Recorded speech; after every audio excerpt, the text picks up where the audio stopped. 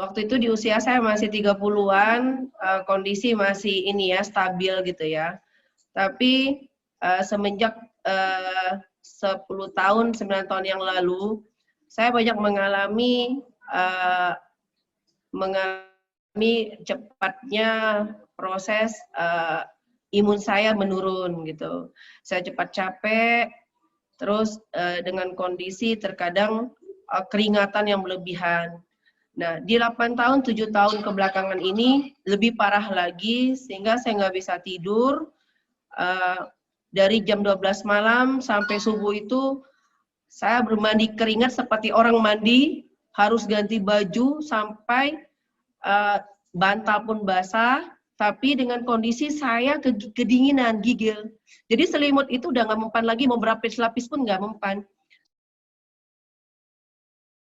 Sampai akhirnya di kondisi 2 tahun belakangan ini bangun tidur nggak ada suara bangun tidur tuh bawaannya lemas. Aku nih harus semangat ini dengan kondisi harus bawa kendaraan, tapi sebenarnya tubuh itu udah ringkih banget gitu. Satu hari saya harus minum obat 5 macam. Obat tidur pun akhirnya udah nggak mempan lagi gitu. 9 tahun Mbak Ira. Minum obat aja. Minum obat, bolak-balik ke dokter. Yang tadinya saya cek lab itu harganya 500.000 sekali cek, sekarang menjadi 1 jutaan. Buat cek labnya aja, cek hormonnya aja. Jadi kalau saya nggak stabil hormonnya, ya siap-siap besoknya saya nggak bisa bangun, nggak bisa bangun, ya badan itu udah benar-benar ringkih rasanya, nggak bisa ngapa-ngapain. Detak jantung juga nggak stabil, semuanya nggak stabil. Kalau gejala fisik lain, kita nggak bisa mengontrol berat badan. Jadi dia kalau hipotiroid itu berat badannya malahan lebih tiba-tiba tuh naik gitu, tampaknya kering gitu kan, kering, kelihatan sekali dari wajah gitu. Jadi beberapa dan satu lagi saya lupa, kalau hipotiroid ini gangguannya dia ke hormon, kalau perempuan maaf untuk menstruasi ya. Nah akhirnya menstruasi saya terganggu bertahun-tahun.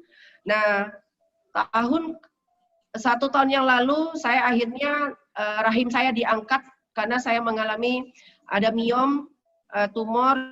Jadi saya tuh harus ke dokter kandungan juga, harus ke dokter penyakit dalam karena membuat stabilkan hormon saya dengan kondisi menstruasi saya terganggu, rahim saya udah rusak karena tumor kan gitu, kekurangan hormon ini. Di satu ketika saya pendarahan hebat, ya rahim juga nggak bisa diselamatkan, akhirnya semuanya harus dioperasi, di rahim diangkat. Luar biasa, jujur aja, semenjak COVID ini badan saya benar masa-masanya saya benar-benar drop semenjak COVID. Saya harus konsumsi obat seumur hidup divonis dokter dengan kondisi seperti ini. Ternyata 3 hari saya pakai inhalasi sama minum, saya rutinkan karena memang saya bed rest. Pertama yang saya rasakan kok tidurnya enak gitu. Nah, aku udah bisa tidur nak gitu kan. Tadinya aku minum obat, ya maaf, obat aja dibilang dokter, Bu, ini minum obat malam aja ya. Ini 10 menit aja Ibu minum obat ini langsung bles gitu.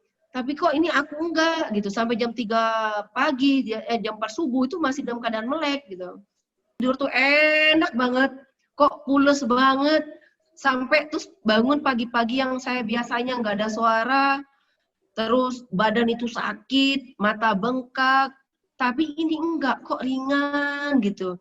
Nah dari situ, setelah 3 hari itu, hari kelimanya saya udah bisa nyetir mobil ke lapangan, di dalam mobil itu saya pakai buat sambil inhalasi juga kan 1 jam perjalanan lumayan ya. Oh, dahsyat sekali. Luar biasa Mbak Ira, dahsyat. Bulan ini aku udah nggak minum obat apa-apa. Lagi kata dokter, kok bagus Bu, udah nggak ada ininya gitu kan, nggak ada, ini udah mulai stabil. Oke, lepas aja, lepas. Obat pencernaan, hormonnya stabil, jadi kata dokter setengah aja deh minum obat hormonnya gitu kan. Yang pasti obat tidurnya juga nggak perlu. Jadi dari November ke Desember awal kemarin saya hanya minum obat hormon setengah tablet aja.